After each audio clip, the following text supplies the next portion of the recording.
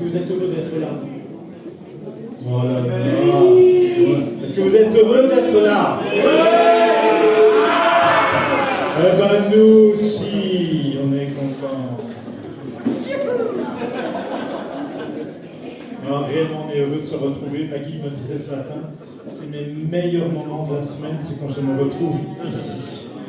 Être dans la présence de Dieu, c'est quelque chose qui est formidable. Dieu nous a appelés à vivre les uns avec les autres. Et quand on est rempli de lui, quand on est rempli de son amour, on a cette énergie, on a cette joie, on a cette paix qui est là. On a envie de donner, on a envie de bénir, on a envie de faire des farces, on a envie de rendre le sourire aux gens, on a envie d'encourager, on a envie de consoler, on a envie de bénir, on a envie de prier. Et ça, c'est vraiment ça, la vie de l'Église, la vie d'un chrétien. Et c'est pour ça qu'on se réunit ce matin. Et je pense que chacun de nous va être béni ce matin. Notre prière, elle est pour que vraiment ce temps soit visité par Dieu, que vous repartiez pas pareil que quand vous êtes entré, plus beau, plus sage, plus paisible, plus joyeux, plus rempli du Seigneur. Voilà, je vais rendre grâce et puis je vais passer la main à Monique qui est là. Seigneur, que ton nom soit élevé, glorifié, Jésus. Nous te devons tout, Seigneur, notre vie, notre appel. C'est toi qui es venu nous chercher alors que nous, on était tellement loin de toi. Seigneur, tu as eu la patience d'insister dans nos cœurs pour qu'on se rende compte combien on était perdus, combien on était grave à l'intérieur, Seigneur, combien on était gâtés, Seigneur. Et tu nous as libérés, Seigneur, en pouvant nous remettre à toi, en nous prosternant devant toi. On a gagné une liberté incroyable, Seigneur, celle de vivre avec toi. Seigneur, d'entrer dans de verts pâturages, d'entrer dans la présence de notre Dieu. Et Seigneur, ce n'est pas un rêve, ce n'est pas non plus quelque chose qui est complètement irréel, c'est notre quotidien, Seigneur. C'est dès maintenant qu'on a mis le pied dans l'éternité avec toi, Jésus. Quelle grâce! Vraiment, merci de nous bénir, de nous visiter ce matin. Je te remets tous ceux qui nous rejoignent sur les médias. Je vois toute la batterie là, qui est là devant nous de portable, Seigneur. Mais je sais que tu vas toucher des cœurs parce qu'il y a des cœurs qui ont tellement besoin. Ils sont sans espérance en ce monde. Mais toi, tu es venu nous ouvrir quelque chose d'extraordinaire. Ta présence au quotidien, puis jusque dans l'éternité. Alors sois béni et loué. Amen. Amen. Amen. On va se lever tous qui le peuvent.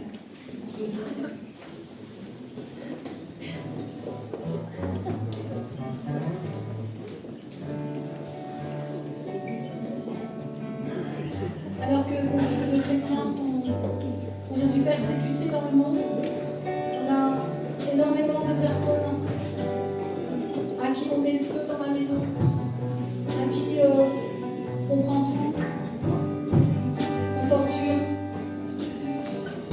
avec un seul cœur, une seule âme. Nous allons chanter, nous croyons. Contre toute espérance, nous croyons. Nous croyons que Jésus est celui qui soutient, celui qui est persécuté, celui qui est écrasé. N'est-ce pas? En ces temps de désespérance, vous tournez que tout est peur. Nous n'avons qu'une seule fondation. Nous croyons, nous croyons, nous croyons en Dieu le Père, nous croyons en Jésus-Christ, nous croyons en Dieu l'Esprit Saint qui nous a donné la vie. Nous croyons en la crucifixion et qu'il a vaincu la mort. Nous croyons en la résurrection et nous croyons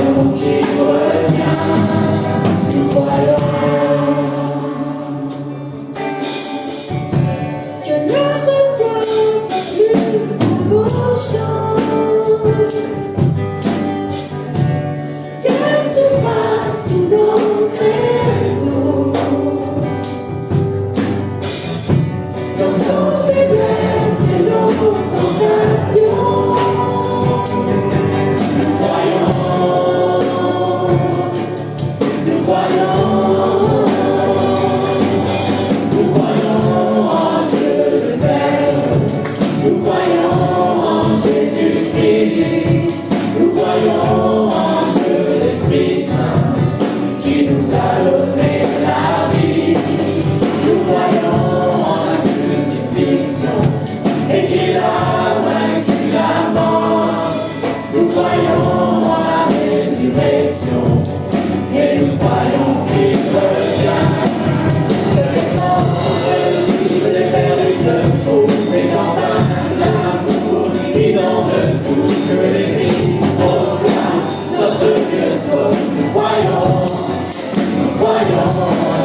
sur mon Père Jésus a triomphé. Désormais le voile est déchiré, son amour pour nous durera jamais. Nous croyons en Dieu le Père, nous croyons en Jésus-Christ, nous croyons en Dieu l'Esprit Saint, qui nous a donné la vie. Nous croyons en la crucifixion et qu'il a vaincu la mort. Nous croyons en la résurrection et nous croyons qu'il revient. Nous croyons en Dieu le Père, nous croyons en Jésus-Christ, nous croyons en Dieu l'Esprit Saint, qui nous a donné la vie. Nous croyons en la crucifixion et qu'il a vaincu la mort. Nous croyons en la résurrection et en son retour. Nous croyons qu'il revient.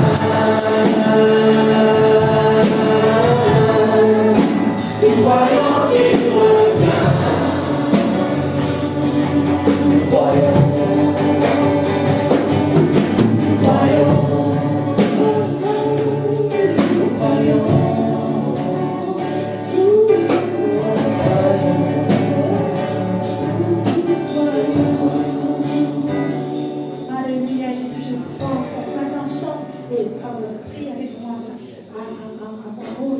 Seigneur, je crois en toi de tout mon cœur, avec mon frère, ma soeur. Ce matin, je crois en toi.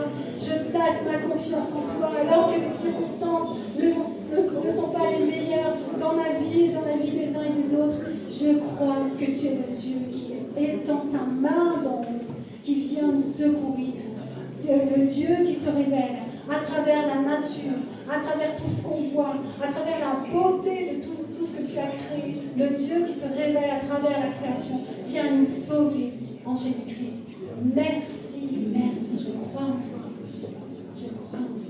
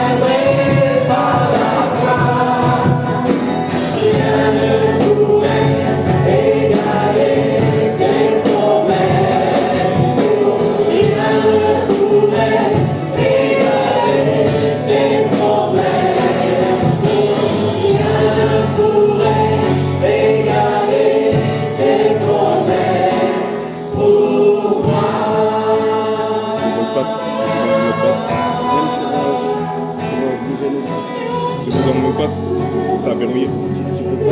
J'ai verrouillé en fait sans faire exprès. Tu connais son mot de passe? Le mot de passe.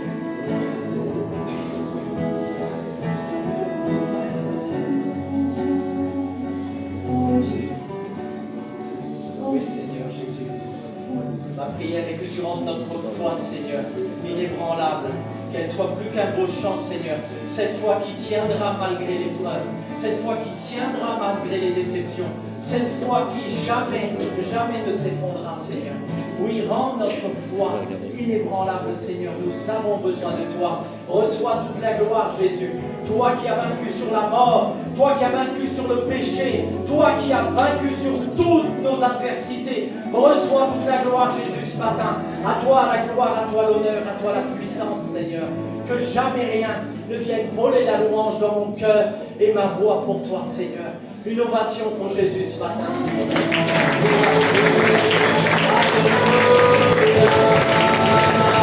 Reçois la gloire, Seigneur. Reçois la gloire. Toi seul en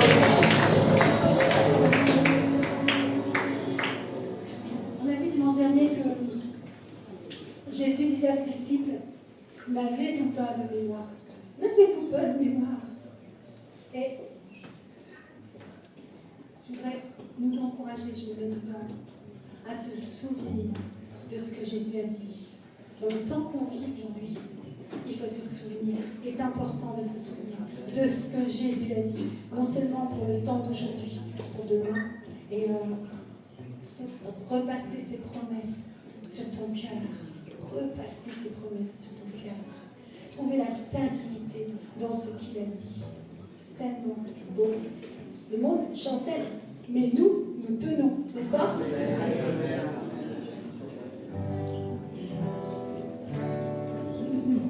couronné de gloire, Jésus. Rien ne t'ébranle, Seigneur.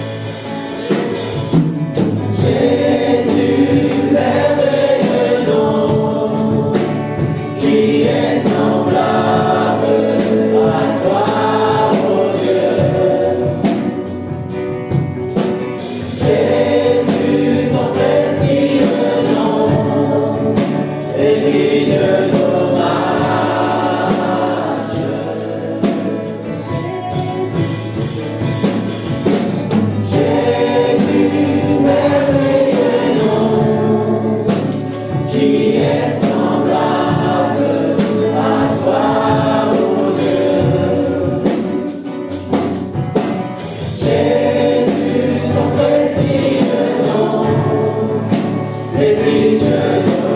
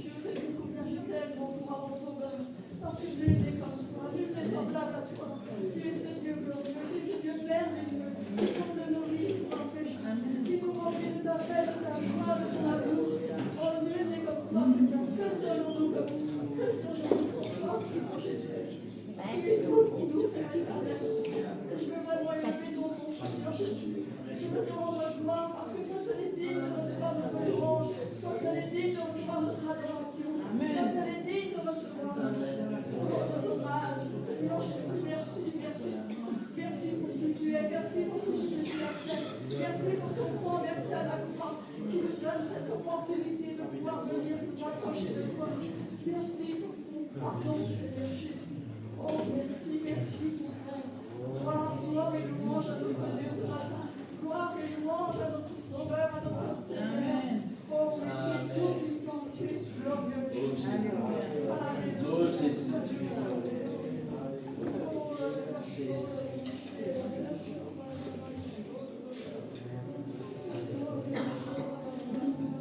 Merci pour ta visitation, merci pour ton amour, Seigneur.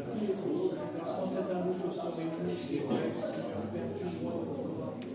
Mais ce matin, tu nous as assemblés, tu nous as rassemblés, tu nous as unis pour le monde, Seigneur, pour te rendre gloire de ce que tu as fait pour nous.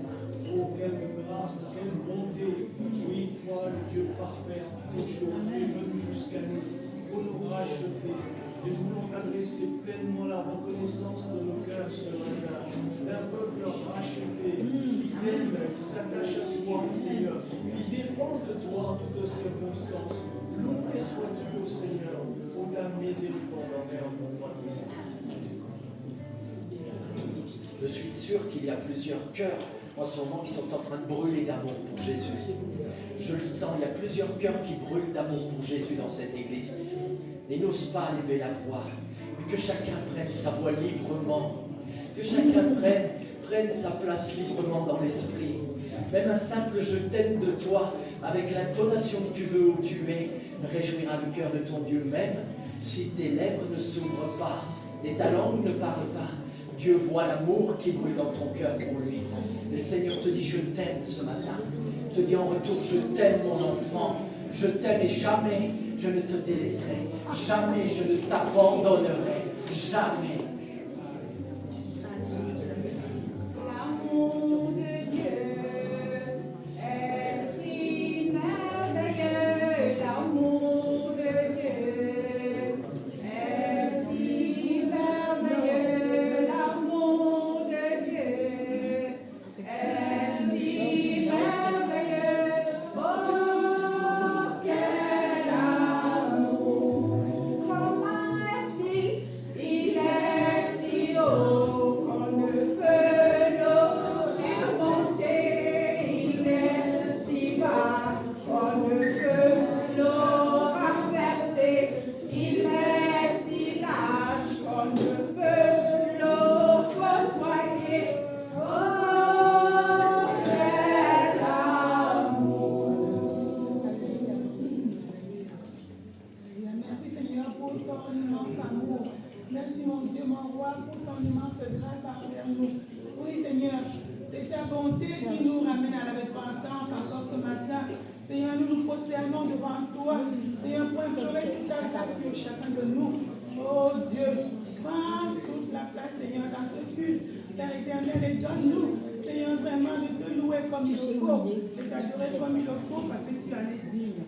À toi encore l'honneur, l'adoration et la louange, dans le nom puissant de Jésus-Christ. Amen. Amen. Fortifiez-vous, ayez du courage, n'y craignez point, ne soyez effrayés devant eux, car l'Éternel ton Dieu marchera lui-même avec toi, il ne te délaissera point et il ne t'abandonnera point. Toi qui es découragé ce matin, je viens t'encourager dans le nom de Jésus. Amen. Dieu est avec toi aujourd'hui, demain et jusqu'à la fin du monde. Cher frère, n'abandonne pas parce que Dieu est présent dans ta vie. C'est ce que Jésus dit. Nul ne ravira de mes mains ce que j'ai racheté. À partir d'aujourd'hui, appuie-toi sur l'Éternel, appuie-toi sur le rocher, car Jésus est là, il est présent dans ta vie et il ne t'abandonne pas aujourd'hui. Et reste ferme attaché à lui. Alléluia.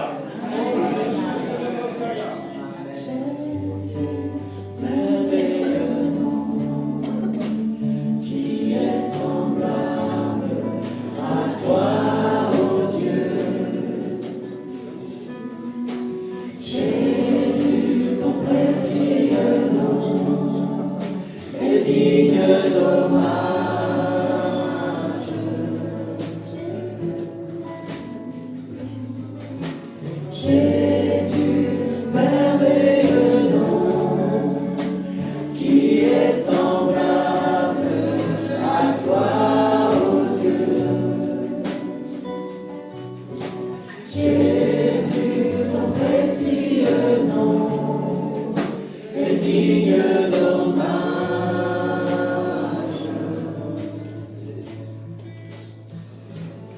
vous.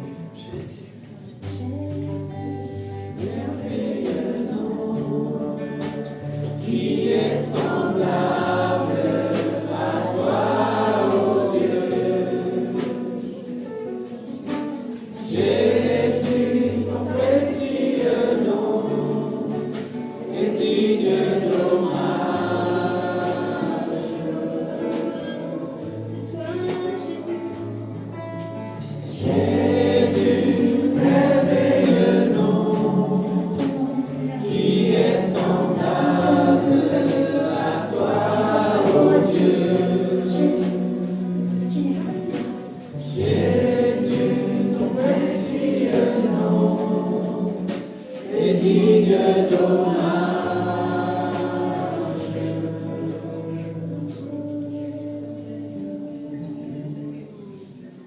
Alléluia. Dans le ciel, on chantera les chants de ce jour-là. À toi, toute la louange. On est en entraînement là. C'est l'entraînement ici-bas. C'est beau quand on y pense. Tous les chrétiens du monde entier réunis adorant l'agneau de Dieu. Waouh! C'est pas un rêve, c'est la réalité. C'est du ciel. C'est ce qui nous attend. Et j'aimerais rebondir sur ce que Niki a dit, puisqu'elle parle de notre présence en Dieu là-haut. Vous savez, le Seigneur dit à celui qui vaincra, je remettrai la couronne. Mais vous savez ce que tout le monde va faire devant le trône de la gloire de Dieu, de Christ à sa droite. Nous allons tous jeter nos couronnes et nous agenouiller et nous prosterner devant la gloire de Dieu. C'est juste énorme. J'arrive même pas quand j'essaie d'imaginer ça, l'Église. Merci d'en reparler. Quand j'essaie d'imaginer ce que va être là-haut, waouh, ça m'embarque tellement loin que je dis j'arrête Seigneur. J'arrête parce que je suis incapable d'imaginer, mais c'est énorme. Rien ici-bas sur terre, rien ne t'apportera jamais une once de ce que Dieu peut te donner. De la joie, du bonheur, de l'espérance que tu peux trouver en Jésus. Rien.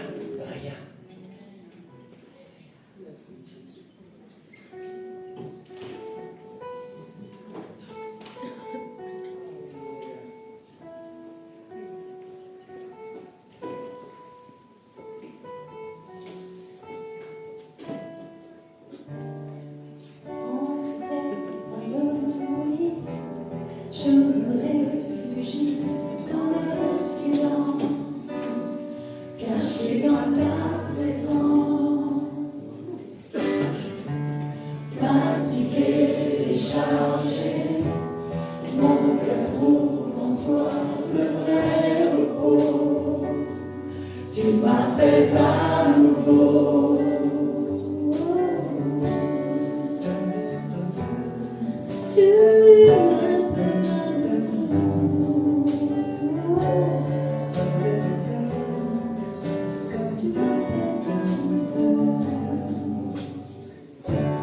Entouré par le bruit, je me réfugie dans le silence, caché dans ta présence. Fatigué, chargé, mon cœur trouve en toi le vrai repos. Tu m'appelles à nouveau. Je reste là, plus près de toi. Tu prends sur toi mes fardeaux, tu prends sur toi mes fautes. Je te louerai à jamais, tu m'as libéré.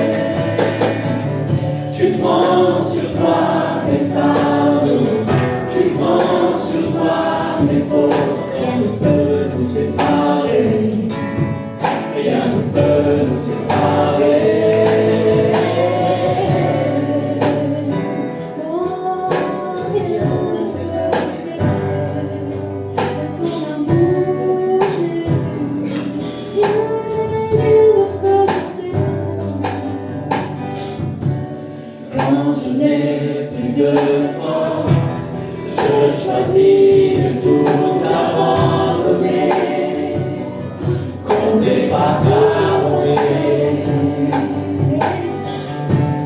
Quand ma voix s'affaiblit, ton esprit vient m'inspirer les mots.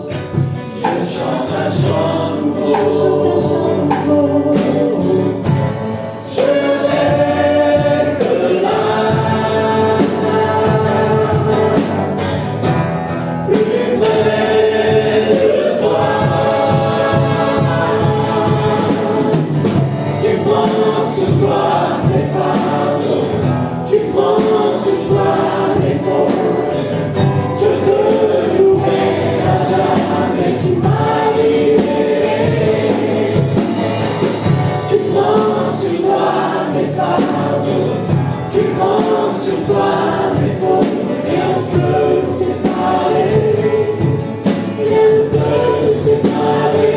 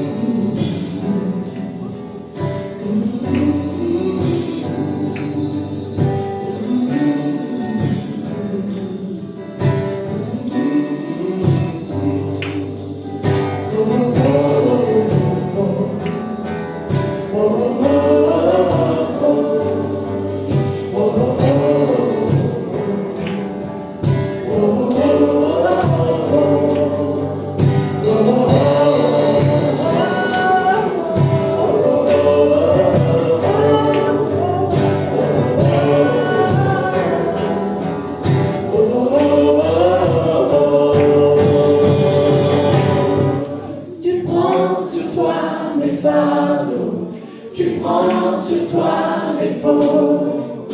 Je te louerai à jamais, tu m'as libéré.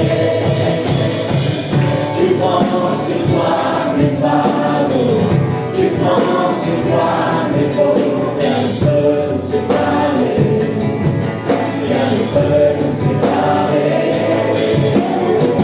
Tu prends sur toi mes fardeaux, tu prends sur toi mes fautes. Je te louerai à jamais. Tu prends sur toi mes fardeaux, tu prends sur toi mes fautes. Rien ne peut nous séparer, rien ne peut nous séparer, rien ne peut nous séparer, rien ne peut nous séparer.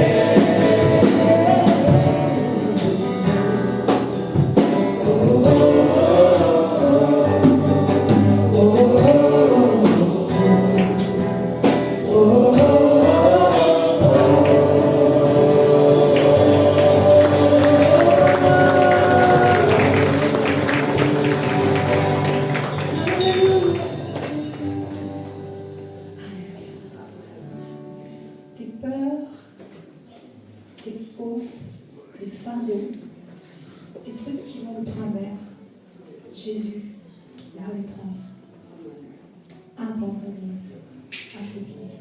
Jésus veut les prendre maintenant, pas demain, pas après-demain. Qui sait de quoi demain et après-demain se fait, mais c'est maintenant. Abandonné à Jésus. Il les prend sur lui. Il a donné sa vie, il a payé de sa vie pour pouvoir les prendre. Il a toute autorité pour les prendre. Crois-le ce matin, crois-le. Amen.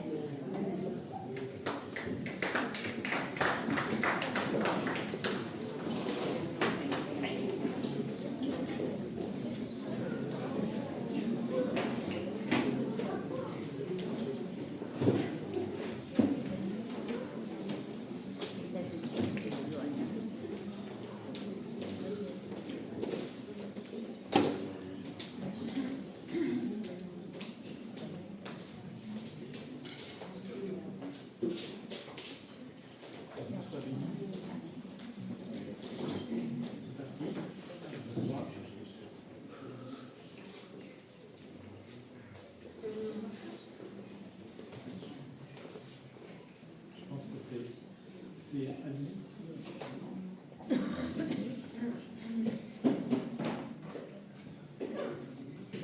Un, deux, trois.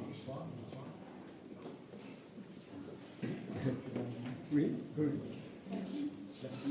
Oui. Ah.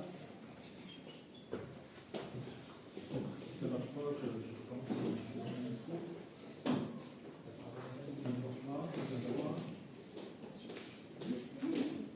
Donc, je vais parler fort pour l'instant.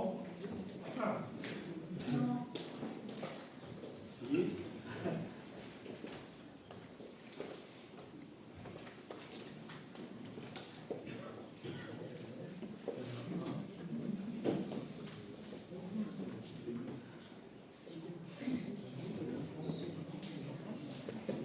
Ah bah si, c'est bon. C'est moi qui avais pas mis le bon cran. Je vous ai pas mis un cran. Voilà, c'est pas grave, on est en famille. Aujourd'hui, c'est une journée un peu particulière. Je ne vais pas en faire trop, mais c'est la journée du sel. Je ne sais pas si vous connaissez le sel.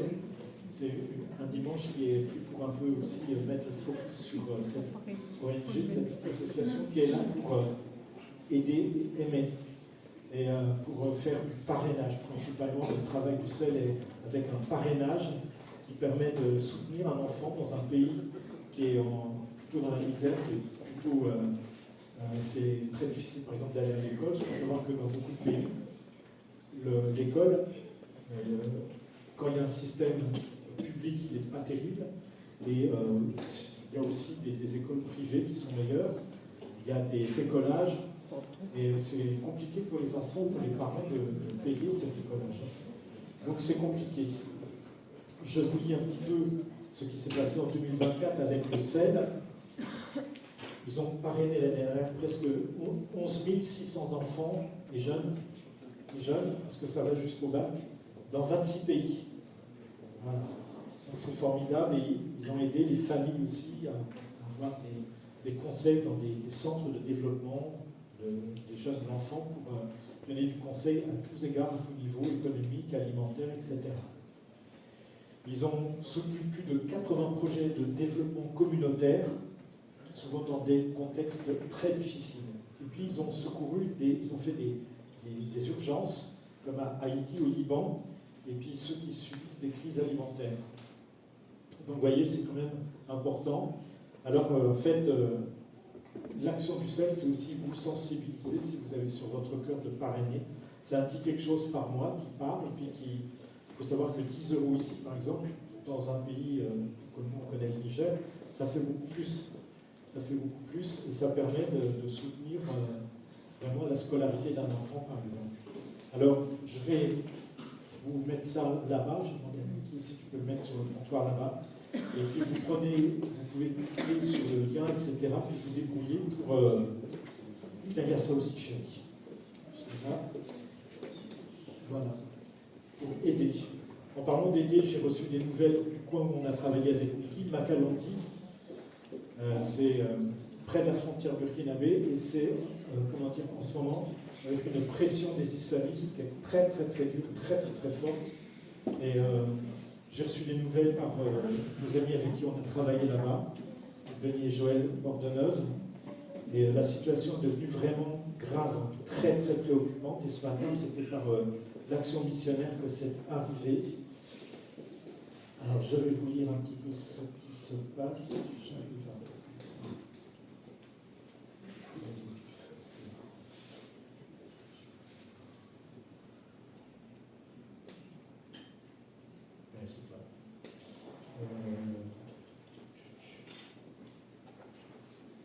En fait, Makalondi est une petite ville, un bourg, qui est sur la route qui va vers le Burkina, à 15 km de la frontière du Burkina. Et en fait, la pression des islamistes, ils viennent en moto, à une trentaine, avec les Kalachnikov, et ils savent que cette région a été fortement impactée par l'évangélisation de Nick, l'équipe qu'on a pu faire là-bas, dans beaucoup d'églises, et ils ont fait fuir ces personnes qui sont en brousse, et ces personnes se sont réfugiées sur Makalondi. Là, on a un institut biblique, il y a des écoles que Denis et Joël ont bâties avec leur ONG, qui s'appelle Monde Action. Et comment dire, les chrétiens se sont mis là, et puis maintenant la pression est encore plus forte. Et le village est encerclé avec ces terroristes. Ils ont pris des otages en arrêtant des petits minibus Toyota. Là. Ils arrêtent les personnes qui sont dedans, ils en ont plus pour servir de bouclier humain, parce qu'ils s'attendent à ce que l'armée vienne. Et l'armée est là, elle est venue en force dans Makalondi. C'est très compliqué. Il y a l'incitation pour fuir vers Torodi ou alors Niamey, qui est à 100 quelques kilomètres. Et à Torodi, on a une base vie, un centre hospitalier, un petit centre hospitalier qui est là. Et voilà, si vous avez à cœur d'aider, vous pouvez vraiment envoyer, parce qu'il y a besoin de matelas, il y a besoin de nourriture pour ces personnes, pour les mettre, donc pour aider à l'accueil de ces réfugiés qui sont là et qui n'ont vraiment plus grand-chose, qui sont dans la galère absolue. Vous mettez dans une enveloppe et vous pouvez mettre avec marqué Niger, par exemple, et nous, on va tout embarquer vers là-bas, pour aider là-bas. On a des contacts là-bas. Et je vous invite, est-ce qu'on pourrait prier dans cette situation? C'est trop chaud. Si j'en parle, je vais pleurer. Donc, Seigneur Jésus, on te prie de tout notre cœur, Seigneur, parce qu'on sait que tu n'abandonnes pas tes enfants.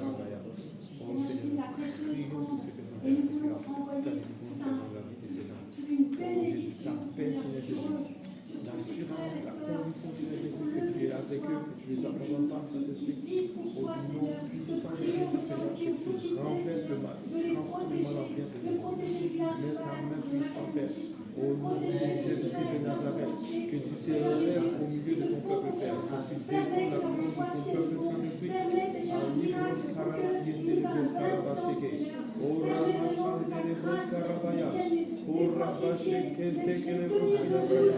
Seigneur, défends ton peuple, Seigneur Jésus, renverse la situation, Seigneur Jésus, renverse, Seigneur Jésus. Oh, merci de ce que dans cette situation, Seigneur, tu es dans ta main, Seigneur Jésus, et ta gloire repose sur ton peuple, ta puissance repose sur ton peuple, Seigneur. Nous avons besoin de toi, Seigneur. Viens au secours de ces gens-là. Viens au secours de nos frères et sœurs, Jésus. Oh, Jésus, ta gloire repose sur le Père. Oh, que tes anges, Seigneur Jésus, participent dans cette situation. Alléluia. Nous appelons à ta grâce, Seigneur Jésus. Envoie tes anges, Seigneur Jésus. Oh, Jésus. Alléluia. Amen. Gloire à Dieu. C'est compliqué ce monde. On aimerait bien que ce soit un monde facile, très harmonieux, mais comme l'homme a fait le choix de son origine, de vouloir se détacher du Créateur et de chercher à sa façon, au lieu de l'accueillir, de s'ouvrir à Dieu, de continuer cette communion avec lui, le monde est parti dans une galère, une vraie galère, un vrai délire. Il y a un industriel qui était aussi diplomate, il s'appelle Jean de Bloch, et au XIXe siècle, il a étudié, il était historien aussi, il a étudié les temps de paix qu'il y a eu dans le monde à travers les temps. Et il a été jusqu'à peu près 1500 ans avant Jésus-Christ, jusqu'à la fin du 19e, 1800 et quelques. C'est-à-dire sur une période de 3357 ans, il a totalisé 227 années de paix, contre 3130 années de guerre. D'accord? De guerre entre peuples, de guerre avec des morts, avec la bagarre, vraiment. Et sur le XXe siècle, il y a eu quelques mois, vous entendez bien, quelques mois de paix entre la fin de la guerre du Vietnam et la reprise de la guerre en Angola. C'est court, hein? Et comme si l'homme était toujours envieux de ce que le voisin a. Voilà. Ça ne peut pas aller. Il faut que j'aille voir et voler les carambars de mon voisin. Et je peux lui laisser ces carambars. Ou alors je vais arranger avec lui. Et on est vraiment dans quelque chose toujours de confrontation, de haine, de violence. Et à l'heure actuelle, l'Europe se croyait, avec 70 ans à peu près, dans une paix relative. Il y a eu quand même des incidents, des escarmouches en Monténégro, Yougoslavie, etc. Mais globalement, et puis là c'est reparti. Ça s'est allumé sur l'Est. Où est-ce que ça va aller? On ne sait pas. Est-ce que ça vous inquiète? Levez les yeux. contempler, regardons au Seigneur. Et il y a une chose qui est vraiment importante dans ce monde qui est vraiment très bousculé, c'est que nous-mêmes, dans notre vie, dans notre cœur, nous soyons des princes de la paix. On l'a chanté tout à l'heure. Princes de la paix. Parce que le Seigneur nous appelle à être à son image. Et lui, il est appelé admirable, conseiller, Père éternel, prince de la paix. Prince de la paix. Et on avait déjà vu, il y a quelques semaines arrière, qu'est-ce qui était venu, qu'est-ce qui vient troubler notre paix à l'intérieur, avec ce sentiment d'abandon qui est souvent très très fort. Quand on nous fait une remarque et tout ça, notre monde intérieur s'effondre et on est très très mal. Et aujourd'hui, on va voir deux autres points. On va voir deux autres points quant à ce qui vient ronger, manger notre paix. Parce que nous pouvons vivre peut-être mieux, plus pleinement, plus harmonieusement cette vie avec le Seigneur si nous savons aussi nous positionner en lui et savourer ce qu'il nous donne. Il est le prince de la paix et il dit ceci: je vous laisse la paix. Je vous donne ma paix. Alors Dieu n'est pas mon père. C'est bien quelque chose qui est pour toi et moi. La paix de Dieu, c'est quelque chose de fort. C'est même sa nature même, c'est un Dieu de paix. Je ne vous donne pas comme le monde donne, que votre cœur ne se trouble point et ne s'alarme point. Amen. Amen. Et aujourd'hui, on va regarder sur deux choses. Deux choses que nous avons. Le sentiment de culpabilité et puis aussi le non-pardon. Et moi, je les compare à des mines, parce qu'on était parti sur la guerre et tout ça. Vous savez, les mines, c'est des petits objets, des petites capsules, des boîtes de conserve qui sont enterrées dans le sol, tu ne les vois pas, puis tu mets le pied dessus, et puis tu pars en morceaux. Tu perds une jambe, un pied, ou la vie. C'est les mines qu'on appelle antipersonnelles. Elles sont semées par milliers par les troupes. Quand ils veulent condamner une région à une frontière ou quoi, ils sèment comme ça et après je vous dis pas le boulot pour les retirer. Waouh! Mais nous, dans nos vies, on a comme ça des trucs et quand on met le pied dessus, pow, on s'en prend une. Alors on va aller chercher la mine, parce qu'aujourd'hui on va faire du déminage. On va regarder à la mine de la culpabilité.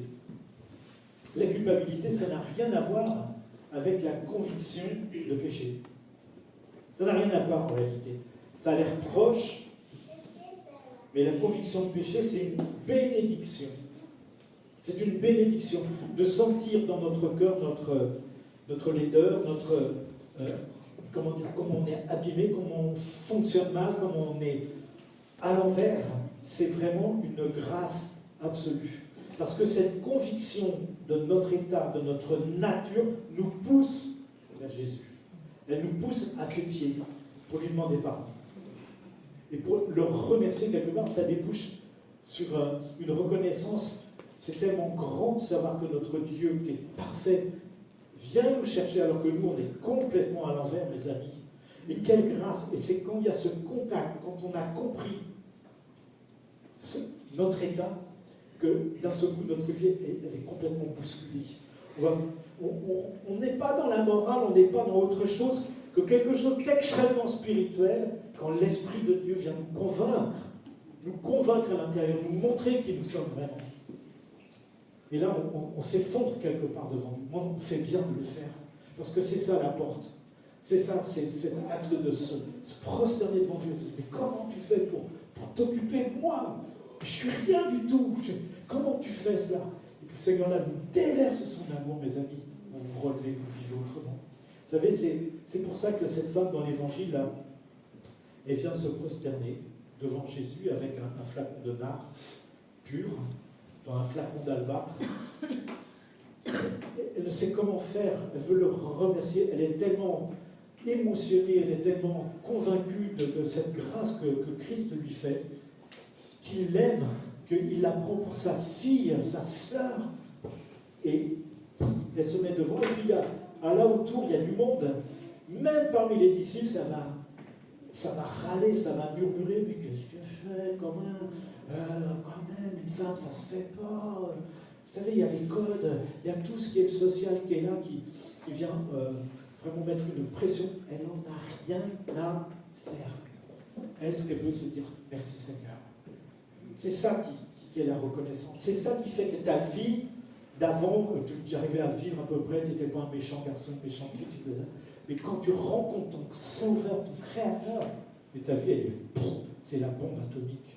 Et je ne sais pas si tu as fait cette expérience, mais vraiment, n'aie pas peur d'aller au pied de Jésus, de prendre ce temps. Seigneur, j'ai besoin de toi, je veux ta vie.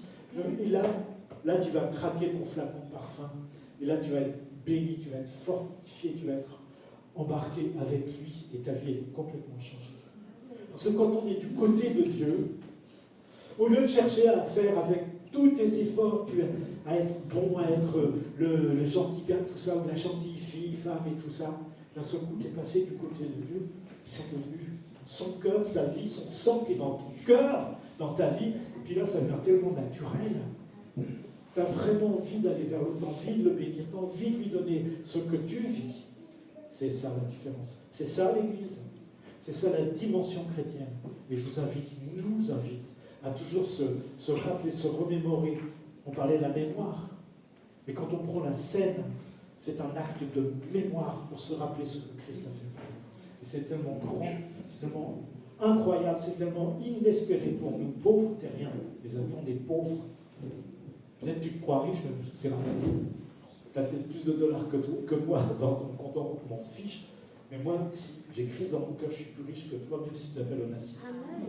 Amen.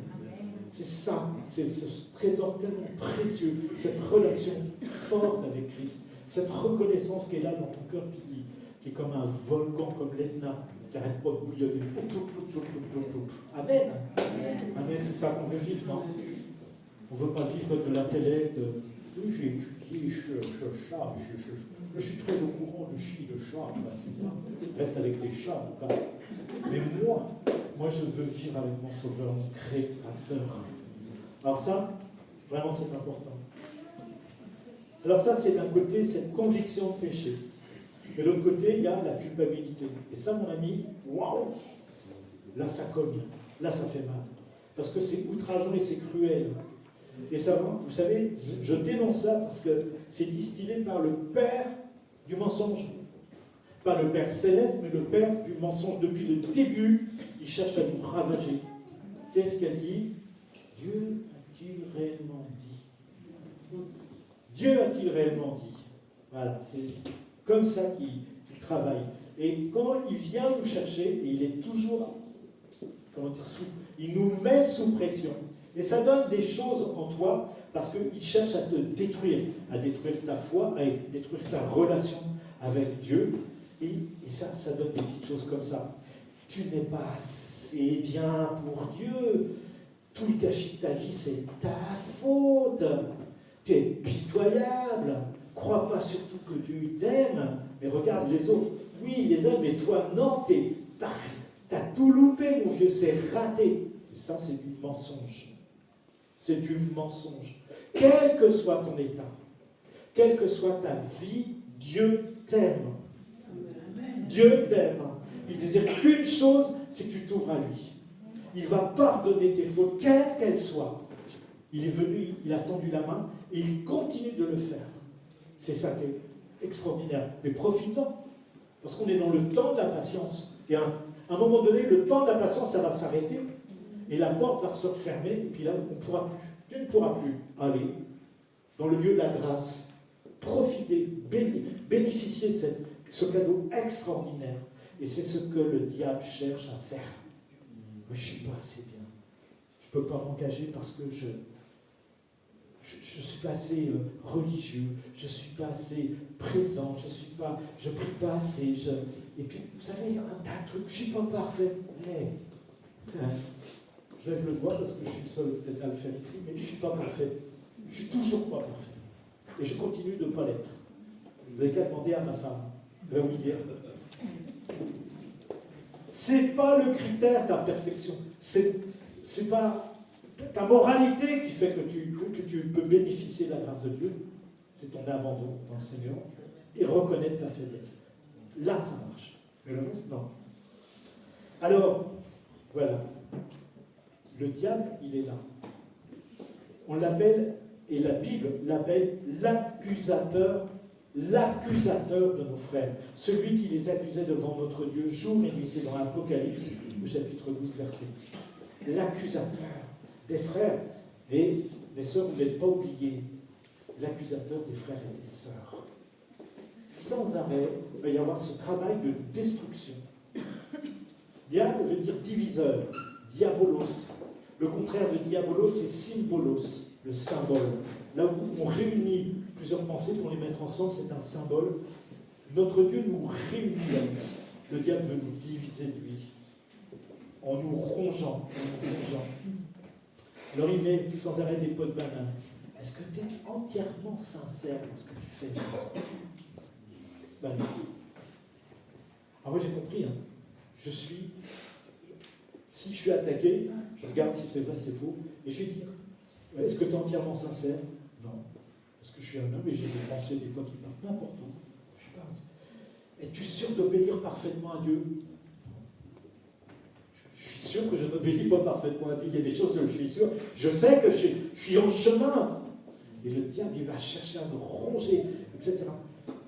Tu ne pourras jamais plaire à Dieu, à faire sa volonté. Je m'en fiche. Lui, il m'accueille. Comprenez? Lui, il m'accueille.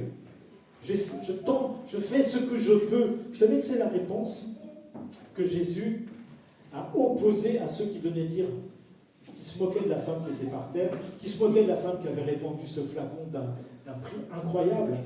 Il a dit, elle a fait ce qu'elle a pu. Tu fais ce que tu peux, avec tout ton cœur, ça suffit au cœur de Dieu. Ça suffit au cœur de Dieu. J'ai souvent parlé de cette image du petit garçon ou de la petite fille qui vient avec un grappillis, et puis il lui manque des dents, et il dit à maman ou à papa, il dit, fais faire un dessin pour toi. Et tu es devant ce dessin, tu dis, oh, tu es Picasso, mon enfant. C'est magnifique, c'est super beau, puis tu le mets où? Sur le frigo, non? C'est pas ça que vous avez fait.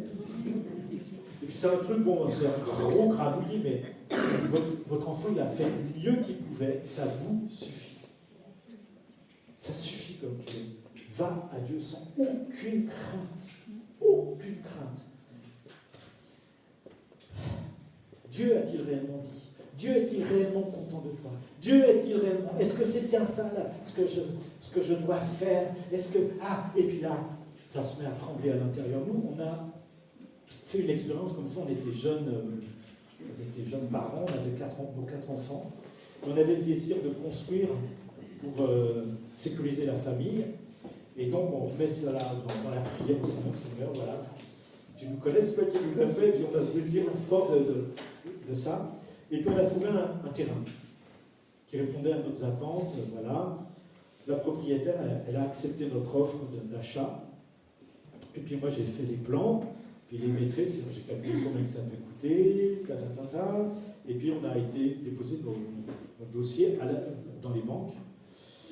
Et puis tout semblait super conduit, tout le monde était trop content, c'était la joie, quoi. Les enfants, bientôt leur piole et tout ça, voilà. Puis de la place, avec de quoi jouer. Voilà. Et puis le prêt bancaire nous a été refusé. Et notre monde s'est écroulé. Et puis les questions dans mon cœur. Pourquoi? Est-ce qu'on est dans la volonté divine? Est-ce que Dieu a réellement dit qu'on pouvait le faire? Ça s'est mis à trembler à l'intérieur. Wow! Est-ce qu'il y a d'autres questions plus insidieuses? Tu prends tes pensées pour celles de Dieu. Et si c'est le cas, tu t'opposes à ton Seigneur. Et ça se trouve, c'est pareil, parce qu'on avait reçu notre appel, le missionnaire, il était là, c'était fort. Ça se trouve, pour ton appel, c'est pareil. Vous voyez, une sorte de logique et de cheminement de l'ennemi pour essayer de te mettre par terre. Ça commence par le doute, puis après il ajoute une couche de crainte, puis après il va ajouter la culpabilité, puis pour finir, il va essayer de te détruire complètement et te faire tout lâcher. Et ça a duré quelques semaines. Moi, j'osais à peine en parler, peut-être que, ouais, je sais pas, vraiment. Puis on se posait 1000 questions, et puis il y a eu un autre courrier banque qui est arrivé. On l'avait relancé, on avait dit bon, on va changer un peu. Et puis ce coup-ci, l'arrivée, il était positif. Amen. Amen. Hein? Nous, on était très contents. Hein, d'accord? Et puis, une explication.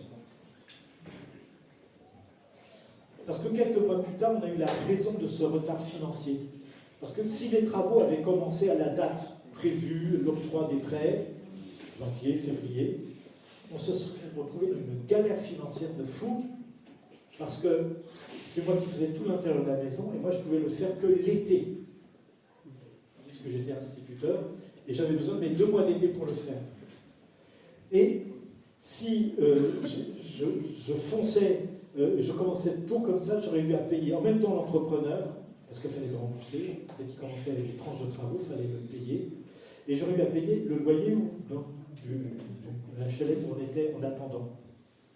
Et en fait, Dieu, dans sa sagesse, il a donné un coup de frein. Et le Pénex bug. Amen. Mais pourquoi, Seigneur? Les genoux qui jouent, fait des castagnettes et tout ça. Et puis tout ça, et tout ça, tout ça. Et puis les questions qui se posent. Et vous savez, en fait, Dieu, ce qu'il fait est parfait. Il ne faut pas t'inquiéter. Il faut plutôt dire, Seigneur, eh ben, montre-moi. J'ai une leçon à apprendre certainement. J'ai des leçons à apprendre. Qu'est-ce que tu veux me dire à travers tout ça? Voilà. Et en fait, le Seigneur nous a donné d'en sortir nettement plus fort. Parce que derrière, il y a eu d'autres choses qui sont arrivées. Il fallait être assis dans notre foi, dans la conviction de ce qu'on avait pris. Et on a appris à prendre des positions de foi dans la foi et dans la foi. Amen. Amen. Je vous encourage. Résistez au diable et il fuira. Résistez à cette accusation qui vient sans cesse. Est-ce que je suis bien comme ça? Et là, c'est l'angoisse. C'est vraiment dur à vivre. Alors, il faut bien bâtir ta foi. Et pour bien bâtir ta foi, on va écouter ce conseil que Jérémie donne prophétiquement. Parce que c'est Dieu qui lui a donné de faire quelque chose et il donne une parole. Il lui dit ceci, c'est dans Jérémie, chapitre 1, verset 10. Pour dire, c'est ça que Jérémie doit faire. C'est une parole qui a traversé les siècles et encore aujourd'hui, elle est importante pour ta vie et pour ma vie. Je t'établis aujourd'hui, Jérémie, sur les nations et sur les royaumes, pour que tu arraches, que tu abattes, que tu ruines, que tu détruises, pour que tu bâtisses et pour que tu plantes. Ça vous rappelle pas une parabole de Jésus? Cherchez. Il est question de se bâtir finalement. Le but, le final de ça, c'est quoi? C'est bâtir, planter, s'édifier. Mais qu'est-ce qu'il y a avant? Il y a 4 verbes de destruction, de ruine, de trucs de machin. Ça vous rappelle quoi? Une parabole de Jésus. J'ai entendu quelque chose? Je vais détruire ce temps. Oui, ça peut être un vrai parallèle. Mais ça me fait penser, moi, à la parabole du vin nouveau et de l'outre neuve. Parce que souvent, mes amis, nous bâtissons notre foi avec tout le reste de ce qu'on a appris d'avant. Moi, j'étais catholique avant, et j'ai embarqué avec moi des choses qui n'ont rien à voir avec le royaume de Dieu. Des croyances, des conceptions de la vie, de ce que c'est le bien, le mal. J'ai embarqué ça d'avant, de mon éducation, d'un tas de choses. Et on embarque des choses, et on met le vin nouveau là-dedans. Et ça explose. Et on perd tout. Et on a des moments de doute incroyables. On n'est pas bien. Et ce que Dieu nous dit à travers ça, c'est il y a des choses, peut-être, il faut que tu les remettes en cause, en question. Parce que si tu continues avec ça, ça ne va pas fonctionner. Il y a de la confusion, et la confusion, elle va engendrer encore plus de confusion. Tu vas être sans force dans ta vie chrétienne. Tu ne peux pas avancer parce qu'il y a trop de contradictions entre moi. Moi, je me suis battu assez longtemps contre ces choses-là, pour que le royaume de Dieu, petit à petit, s'édifie. Et il y a eu des choses qui ont été des ruines. Voilà, c'était dans un moment de bulldozer à l'intérieur. Je sais que c'est pas agréable quand on est comme cassé à l'intérieur, quand nos conceptions, nos trucs, ça s'effondre et tout ça. Laisse faire, accepte. La poussière va retomber, puis petit à petit, tu vas voir le terrain, tu vas dégager les trucs. Tu vas te mettre devant ton Seigneur, puis il va y avoir d'autres choses qui vont arriver, qui vont te permettre d'être solide là-dedans. Je vais vous donner un exemple de ce que peut être ces confusions de compréhension par rapport à la parole de Dieu, entre autres. Vous savez, cette parole qui est dans Matthieu 10, « Celui qui ne prend pas sa croix et ne me suit pas n'est pas digne de moi. » Et on entend souvent, « Ah ben ça c'est ma croix, alors, il faut que je porte ma croix. » Et le sens commun que la société, qui arrive de cet état d'esprit catholique, etc., je ne veux pas taper trop sur les gens, mais on entend souvent que ça prendre sa croix, c'est supporter les épreuves de... Ah, c'est comme ça, il faut que je porte les fardeaux, t'inquiète pas. Voilà, c'est du stoïcisme. Voilà, c'est comme ci, c'est comme ça. Et ça donne une perspective de la vie chrétienne, mes amis, c'est joyeux. Ça vous plaît, ça, comme truc? Ah, c'est ma croix. C'est comme ça. Vous avez vu quel martyr je suis? Ouais, bravo, Vincent, super, c'est beau. Et ça ne colle pas du tout avec Jésus.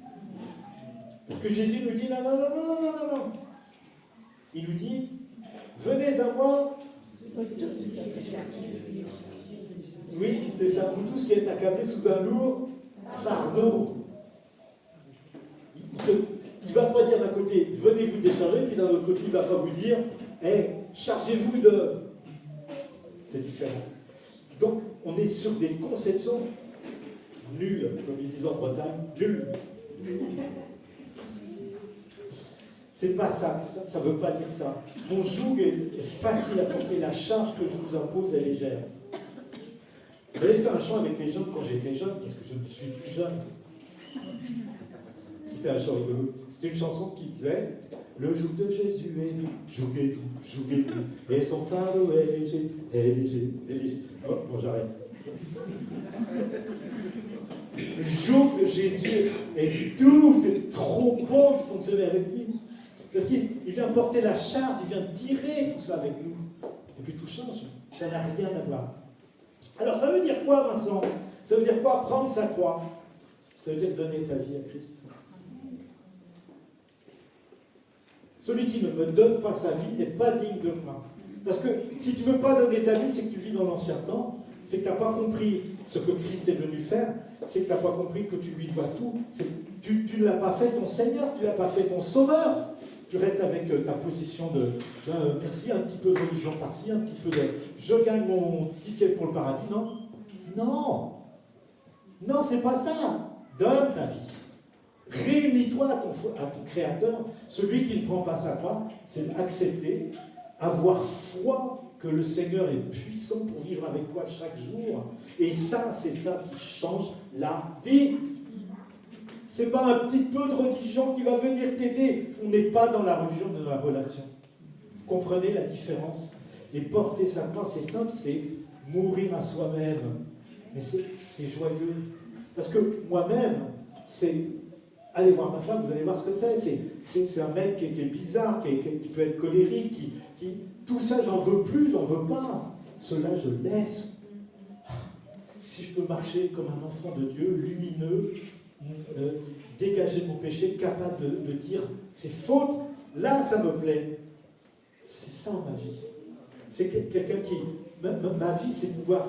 si Dieu m'appelle à quelque chose, je lui dis ok, je suis là pour... Je suis prêt à y aller, quoi. On y va, c'est trop heureux d'obéir à Dieu. Oui, mon confort va partir. Ben oui, il va partir. Mais ma 2 chevaux, elle va partir aussi, mon vieux. S'il y a besoin. Mais c'est ça. Mourir à soi, c'est accepter. C'est entrer dans une vie d'abandon. D'abandon. Et c'est pas faire ça à ma sauce, c'est faire ça à la sauce de Dieu. D'accord? Adam, quand la communion est rompue, il cherche à faire cette communion en se faisant une ceinture avec des feuilles de figuier. Et puis il dit non, c'est pas ça que je veux. Il lui fait une ceinture avec une peau d'une bête qui a été tuée parce qu'il y a eu un sacrifice. C'est Dieu qui donne le ton, qui donne le là. Et nous, on veut imposer à Dieu notre là. Mais non, ça ne fonctionnera pas. Donc, pour cet exemple de donner sa vie, prendre sa croix, c'est pas supporter le poids des jours. Ah, je suis un chrétien, j'ai appris à c'est comme ça. Je suis heureux, je suis chrétien. Je suis heureux. Je suis heureux car je suis mal sauvé. Dans son amour, il a tout pardonné. Vous voyez? C'est complètement autre chose. C'est pour ça qu'il y a des choses qu'il nous faut ravager, détruire. Il vaut mieux commencer par ça. Parce que si tu bâtis sur un truc qui ne tient pas debout, ça va se casser la figure.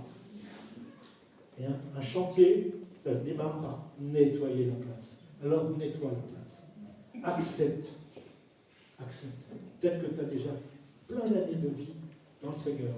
Et regarde bien s'il n'y a pas des endroits du terrain sur lesquels il y a des ruines en fait.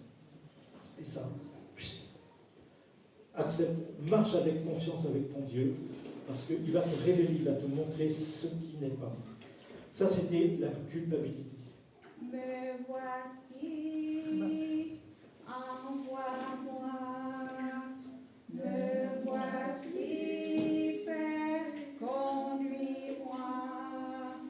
Me voici, façonne-moi.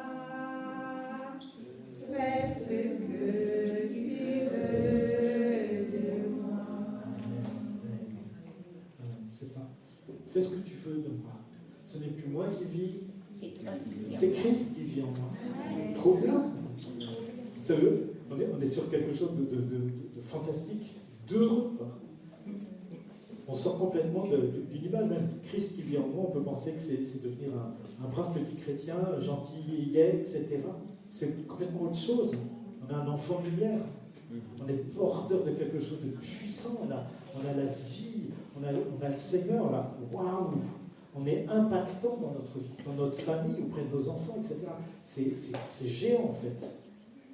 Et le monde invisible, quand il nous regarde, il dit waouh, ça brille là. Ouh, c'est chaud. Ça, là, il y a la vie. Alors Seigneur, merci de nous aider à vivre dégagé de toutes ces ombres, de cette culpabilité qui vient nous ronger, nous faire peur, essayer de nous faire tomber. T'as un péché, c'est pas un problème. Seigneur, regarde, j'ai agi comme ça, Seigneur. Pardon. Seigneur te pardonne. Et tu n'as pas besoin de faire pénitence. Tu n'as pas besoin de te fouetter le dos, tu n'as pas besoin de punir. Du tout. C'est instantané. Christ a tout accompli. Simplement, dans notre cœur, on doit toujours être dans ce mémorial, Seigneur. Oh, pardon, je t'ai déshonoré là, je te demande pardon. C'était pas bien ce que j'ai fait. C'était une main, j'en veux pas. Instantanément, tu peux reprendre le sourire, tu peux reprendre ta vie, ta marche. Garde pour ça. Mais je vous dis ça parce que moi je l'ai fait. Parce que je me suis traîné des fois j'ai vraiment mal fait, puis pendant des jours je me punissais, je me mettais à fonctionner complètement à l'envers. Ça je ne mérite pas, je suis ici. L'ennemi continuait de me renvoyer des trucs là-dedans dans mon cœur pour m'anéantir. Et non, on n'en veut pas. On n'en veut pas. Pas la peine. C'est pas comme ça que Dieu est un Dieu de lumière. Alors maintenant, le dernier point que je vais voir avec vous, c'est la mine du non-pardon. Et avant de parler du non-pardon, je vais vous faire un petit rappel. On va regarder ensemble ce qu'est le pardon.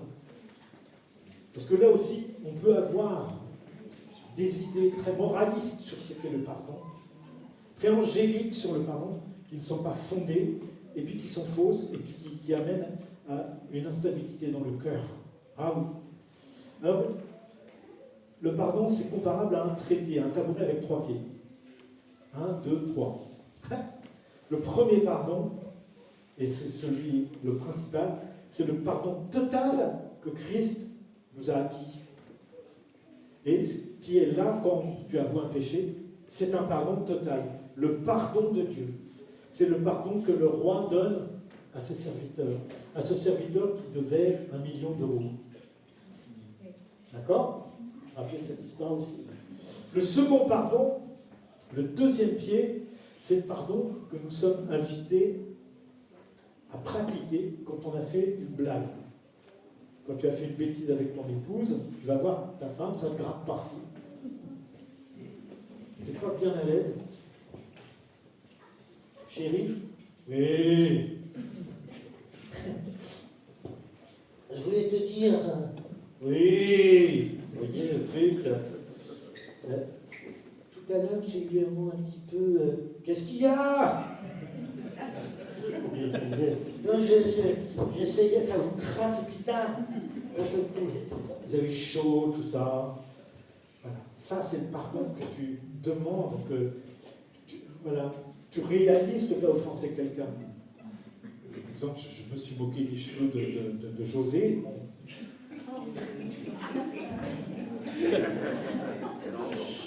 José, je te demande pardon parce que je crois que j'ai fait une blague sur tes cheveux. Je me suis placé encore aujourd'hui. C'est vraiment trop bon. Il est pratique ce garçon, vraiment. Il me pardonne, normalement. Et le troisième pardon, c'est celui que nous devons donner, accorder à ceux qui nous ont offensés.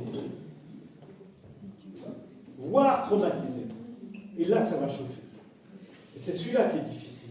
C'est celui-là dont on va parler parce que c'est mal connu, c'est très sérieux, mais c'est déterminant pour ta paix. C'est déterminant. Christ, il en parle dans Matthieu 6, il pardonne-nous nos offenses, comme nous aussi nous pardonnons à ceux qui nous ont offensés. Parce que la réalité du monde, c'est qu'on peut être offensé et nous sommes tous passés par là, on a été trahis, on a été offensés, on a reçu des coups, des trucs comme ça. Et vraiment, et ça c'est compliqué. C'est compliqué à faire. Parce que ça serait injuste qu'il n'y ait pas la justice. Vous n'êtes pas d'accord? Ce serait injuste. Des fois, on a ce sentiment fort de la justice en nous, et si l'autre qui nous a fait du mal, l'autre, ça peut être aussi des personnes ou une société ou des principes comme ça qui nous ont vraiment blessés, maltraités, c'est compliqué de garder ça comme ça, de remettre « Oh ben, Dieu m'a demandé, donc oui, je te pardonne, et puis j'y pense plus, et j'oublie tout. » Et on est là aussi sur encore des trucs qui sont faux et flous. C'est pas ça. Une chose qui est importante, c'est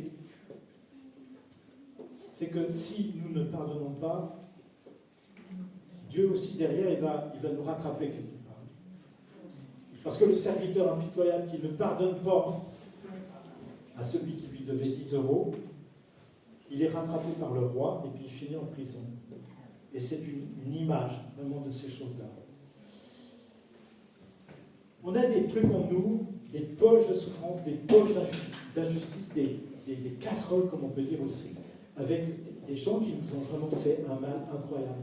Des fois, on les a même oubliés, on les a enterrés, même plus y penser, mais c'est bien là, et ça influe et ça impacte notre quotidien, ça va impacter notre relation avec notre épouse, notre époux, etc. Ça va impacter notre contact avec un kidam, avec nos enfants, avec waouh. Et là, on a cette souffrance, elle est bien réelle, c'est naturel. Si on te fait du mal, ben t'as mal et ça reste. Et là, il y a aussi le problème, c'est qu'on va vivre la double, voire même la triple peine. Parce qu'on a déjà mal avec la souffrance qui nous a été faite quand ça a été fait. Ça, c'est là, ça vient du broyer. La deuxième peine, c'est quand on ne peut pas, quand on n'arrive pas à régler ce problème-là d'injustice, il y a une deuxième peine, c'est qu'on garde ça dans son cœur. Et dans son cœur, les amis, ça pousse des racines d'amertume, de colère. C'est pas possible. Et puis on est là avec, on ne vit plus. On est dans un bouillonnement, on est dans un truc, puis ça peut durer 40 ans. Ça peut durer toute ta vie. Et tu ne vas pas l'embarquer au ciel, tu es d'accord? C'est inutile, c'est pas ça que Jésus. Faites-vous des trésors dans le ciel. Mais ça, il faut vraiment qu'on arrive à le lâcher, quoi. Et la troisième peine, c'est justement que si nous ne pardonnons pas, il y aura le non-pardon divin. Alors là, c'est chaud, là. Vu ce qui m'est arrivé, tu te rends compte, et là, on est presque en colère contre Dieu en disant, mais non, mais c'est pas possible. C'est lui qui a fait le truc, c'est elle qui a fait ça, c'est cette équipe-là qui m'a maltraité, qui s'est moqué de moi, qui m'a... Et puis là, la liste peut être longue, hein, parce que ça fait vraiment mal. Alors peut-être qu'on a déjà essayé, parce qu'on a entendu à l'église le pasteur parler, qu'il fallait pardonner. Aïe, aïe, aïe. Alors on essaye, Seigneur, pardonne, ouais, je te remets ça.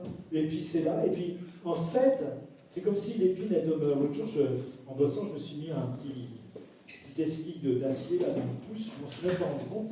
J'ai continué de bosser, c'est rentré, puis ça fait un petit truc, un petit machin. Et dès que je prenais autre chose, ça piquait, je voyais même rien du tout. C'est ça. C'est une mine antipersonnelle. C'est une mine antipersonnelle.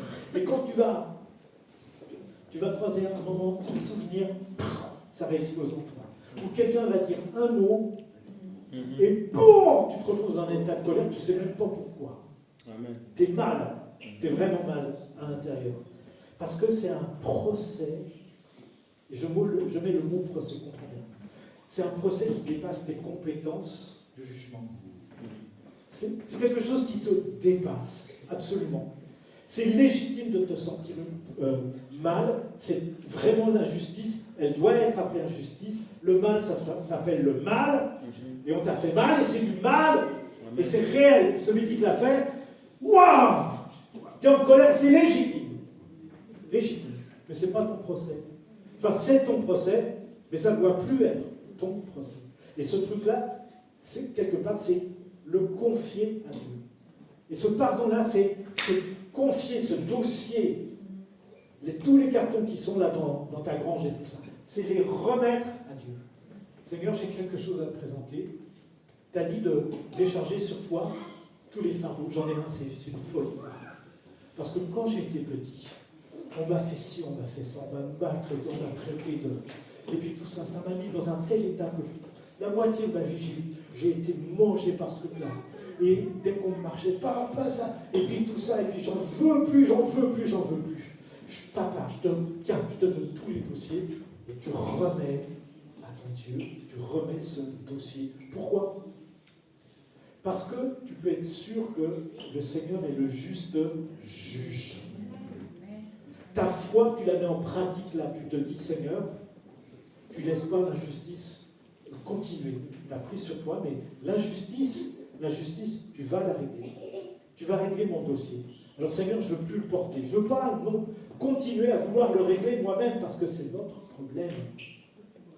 Quand tu cherches à garder ça, à gérer ça, toi, tu t'es fait une feuille de vigne pour te protéger, pour essayer de combler tout. C'est pas ça qu'il faut faire. Il faut prendre le système du Seigneur, le système judiciaire du Seigneur. Il est pour toi. À moi la vengeance, à moi la rétribution. Le Seigneur, c'est celui qui est capable complètement de connaître pourquoi un tel t'a fait ça. Parce que lui, il connaît les choses que toi, tu ne connais pas. Amen. Il connaît peut-être que celui qui t'a fait ce truc-là, il a vécu une telle souffrance que lui-même est pété à l'intérieur, cassé. C'est ça. Et c'est compliqué pour lui. Il ne voit même pas. Alors il y a des personnes radicalement méchantes, mauvaises, nanana, il y en a. Ouais. Il n'y a pas de circonstances atténuantes, et ça, le Seigneur, il le sait. Amen. Mais il y en a, le Seigneur, lui, il connaît tout le passé, toutes les choses. C'est ça. Et on est très, très habile pour dire, non, mais moi, je vais le juger moi-même. Vous avez vu ces disciples tout à l'heure avec cette femme qui vient craquer le flacon de parfum. Oh, quand même. Elle aurait pu le vendre et puis on aurait pu nourrir des pauvres. On va habiller notre propre justice de belles choses, de fleurs, de trucs. On va dire Seigneur, on va dire Jésus, et on pense que ça y est, on est du côté du Seigneur. Non. Non. Vraiment, toutes ces choses tellement terribles qu'on a vécues. Je sais que nous tous, je ne vois pas beaucoup de gens qui sont épargnés par ça, mes amis. Les dossiers d'offense, remettons-les au Seigneur. Amen. Par la foi. Amen. Par la foi. Et ça va te libérer. Et je parlais la dernière fois du monde invisible. Le monde invisible. On ne le voit pas. Mais c'est une action pareille. Accepter de remettre ça au Seigneur, c'est un truc qui change des situations, parce qu'il y a une répercussion sur la terre. Tu remets au Seigneur, tu fais vraiment cet acte de foi. Seigneur, ce truc-là qui va manger la tête, manger la vie, je te le remets, mon Dieu, je te le remets officiellement. Et c'est pour ça que là, ça peut être bien de le faire devant témoins. Je vous conseille, n'hésitez pas à venir voir les pasteurs, de le faire devant témoins, parce que la justice s'exerce avec des témoins, un juge, un accusateur et un avocat. Ça vous rappelle quoi? On a un avocat auprès de nous. On en a un dans le ciel, c'est Jésus qui plaide notre cause auprès du juste juge de Dieu. Et n'hésite pas à prendre des témoins. Et c'est important parce que ça acte ces choses. Ça les acte très fort. Et il y a une répercussion. Quand tu as fait ça, ça impacte le monde invisible. Et pour sur la terre, dans ce coup, les choses tournent. Vous savez, il y a plein de situations dans lesquelles les personnes qui nous ont maltraités ne sont plus là. Ou n'ont jamais compris qu'elles avaient fait un truc qui était horrible. Pour elles, c'était normal, et pour toi, ça t'a mangé ta vie. Et jamais elles vont venir vers toi en disant j'ai eu l'impression que je te demande pardon parce que souvent elles sont complètement dans le flou, elles ne savent rien, elles ne comprennent pas. Quand tu remets au Seigneur, et c'est lui qui gère. Du début à la fin, de l'alpha à l'oméga. Oh, quel repos! Quel repos, quelle paix on va gagner là-dedans.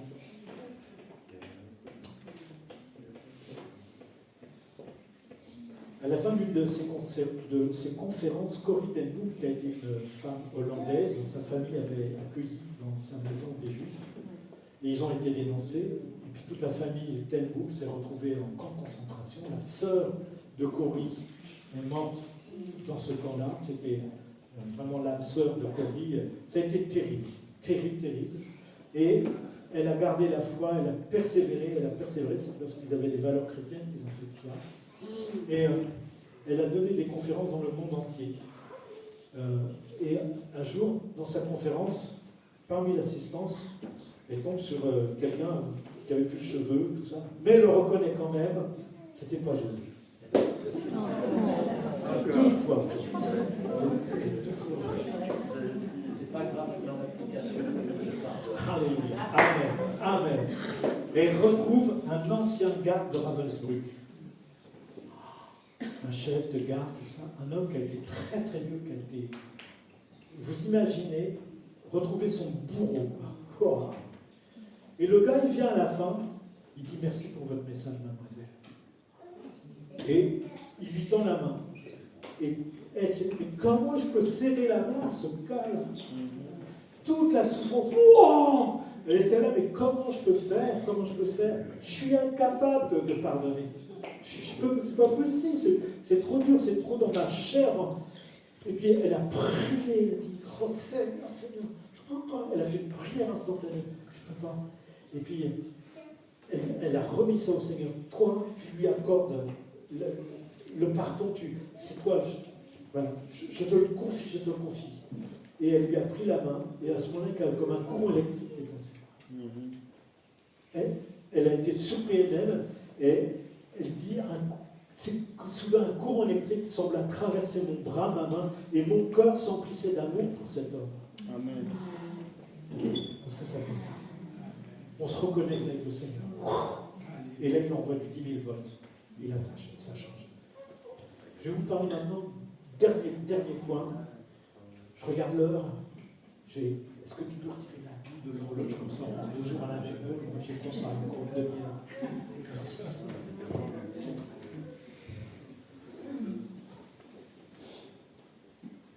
En fait, c'est lui qui opère.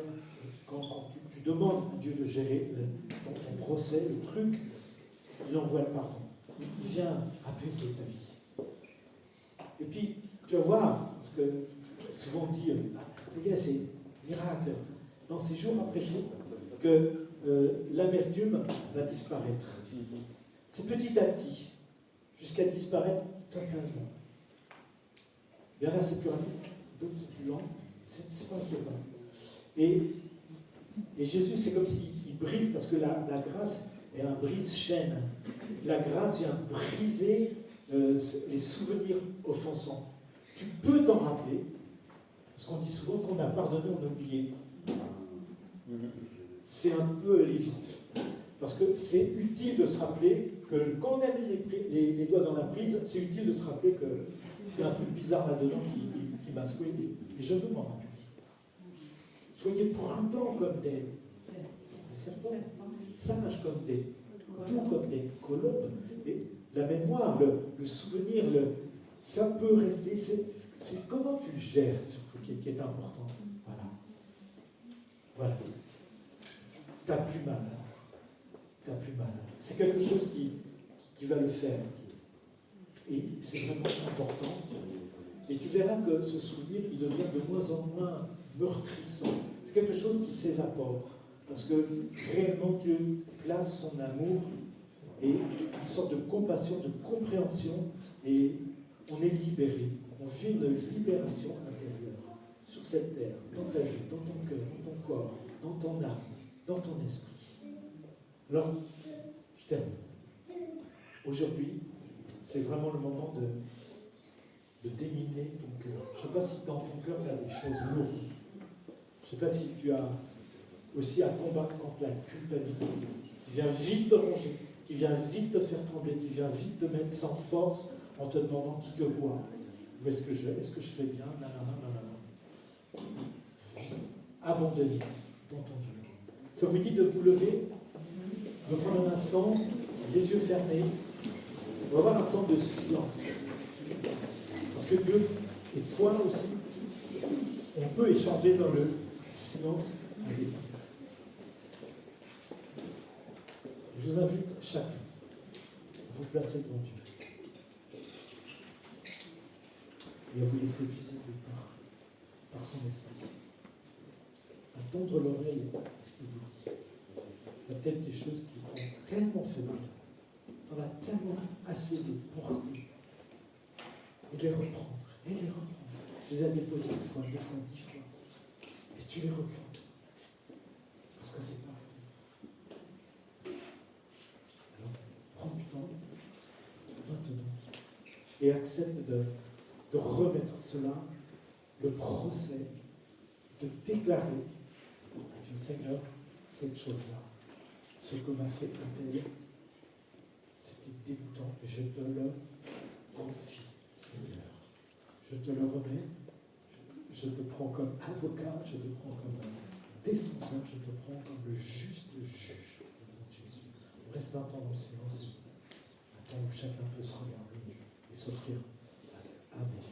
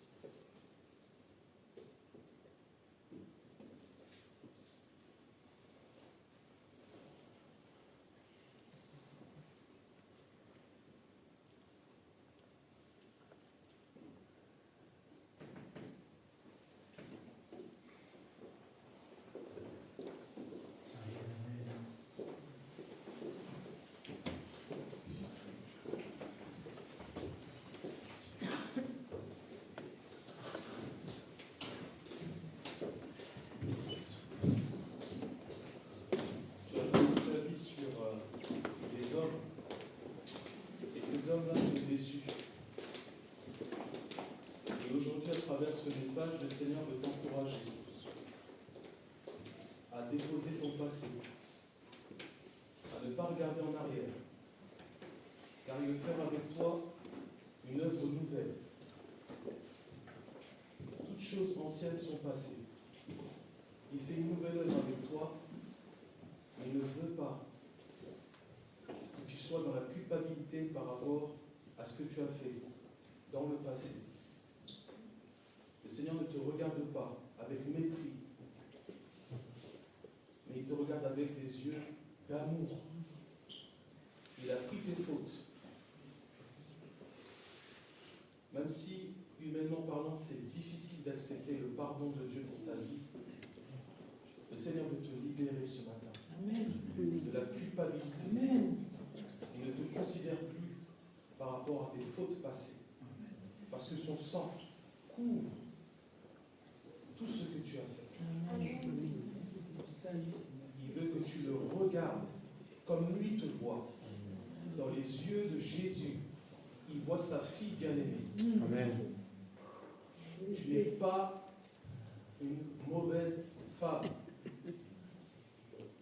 Ne te regarde plus comme une femme de mauvaise vie.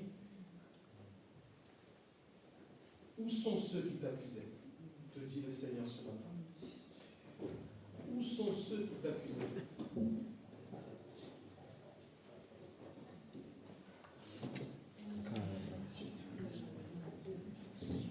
Et si tu dis, bah oui, pasteur, j'ai bien entendu ton message, mais là je peux pas, c'est trop dur, c'est trop lourd, je ne peux pas.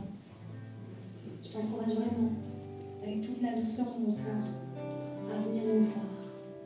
Et on va t'accompagner, on va t'aider à traverser cette épreuve. D'accord ?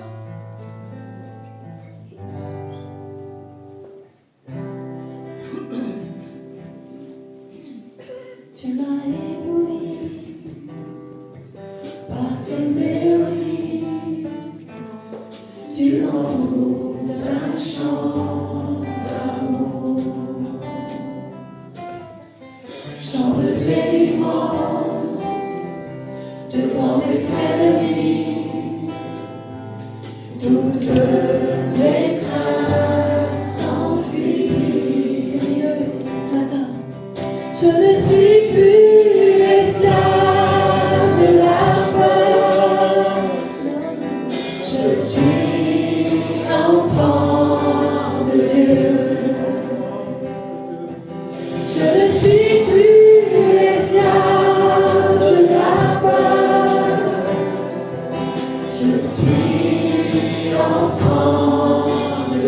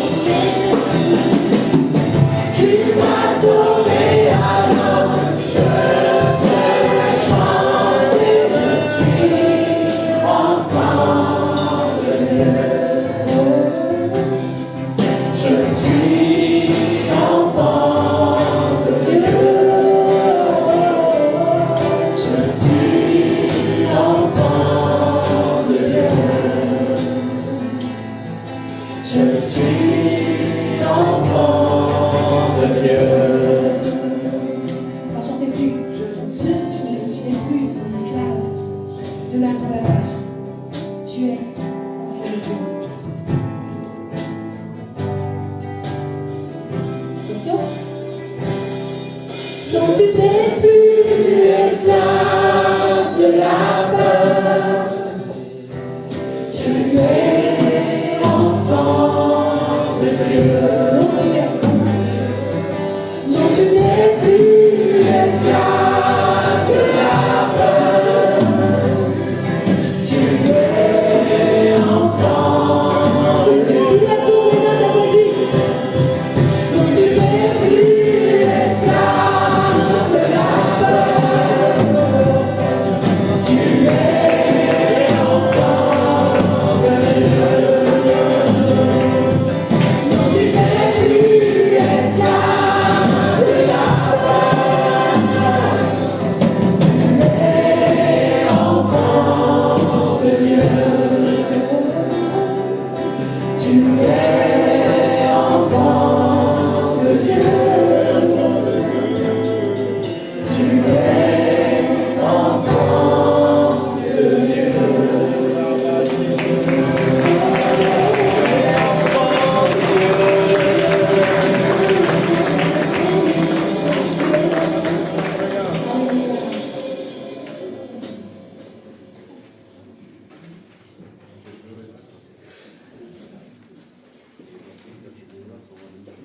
Il reste un peu d'énergie.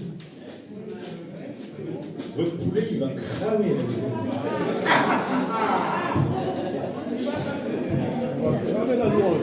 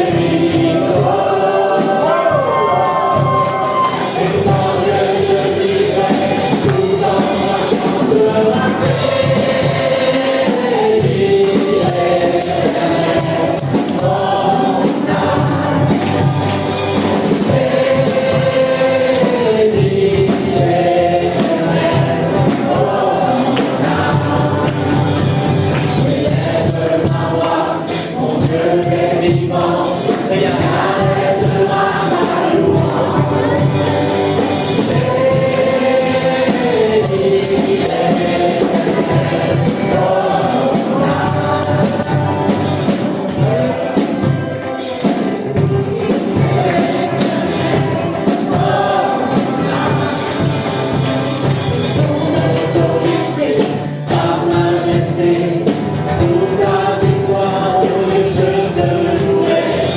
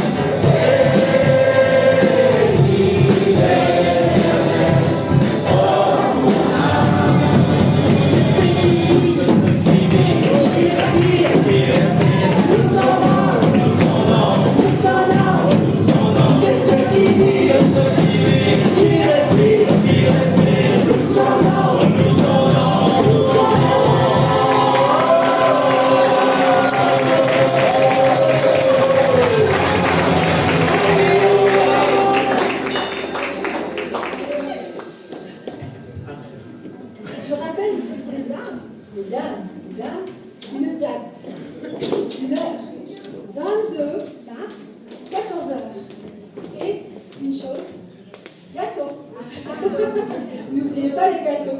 Mais les hommes sont invités pour goûter. Non, c'est une blague.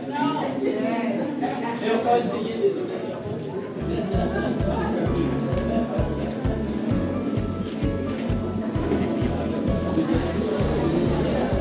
Merci d'avoir regardé cette vidéo. Nous espérons qu'elle t'a encouragé et fortifié dans ta foi. Si c'est le cas, like pour soutenir, abonne-toi pour ne rien manquer, et surtout, partage cette vidéo aux personnes que tu as sur le cœur. Que Dieu te bénisse. À très vite.